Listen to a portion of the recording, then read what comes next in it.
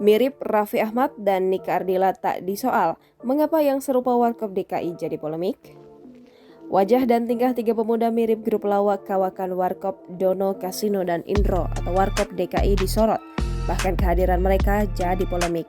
Alvin Dwi Krisnandi, Alfred Dimas Kusnandi, dan Sepriadi Caniago yang tergabung dalam grup manajemen Warkopi disebut tak beretika oleh Indro Warkop karena meniru Warkop DKI yang sudah lebih dahulu mendaftarkan hak kekayaan intelektualnya. Mengapa kehadiran Warkopi jadi polemik? Padahal sebelum viral ketiga remaja yang mirip Warkop DKI ini ada nama Dimas Ramadan yang mirip Raffi Ahmad dan Amel Amelia yang mirip Nika Ardila.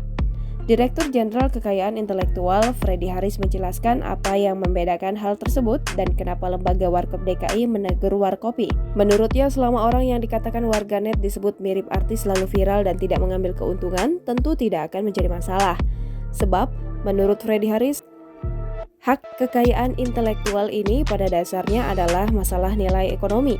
Segala sesuatu yang dikomersilkan dan menghasilkan nilai ekonomi pada mereka yang sudah didaftarkan harus melalui perizinan lembaga tersebut.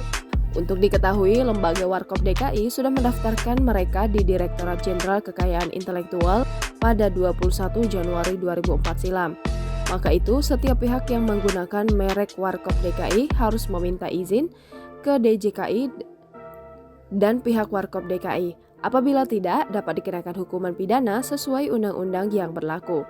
Apabila merujuk pada ketentuan pasal 100 ayat 2 Undang-Undang Nomor 20 Tahun 2016 disebutkan bahwa setiap orang yang dengan tanpa hak menggunakan merek yang mempunyai persamaan dan pokoknya dengan merek terdaftar milik pihak lain untuk barang dan atau jasa sejenis yang diproduksi dan atau diperdagangkan dapat dipidana dengan pidana penjara paling lama 4 tahun atau denda paling banyak 2 miliar rupiah. Jangan lupa subscribe, share, komen, dan like ya!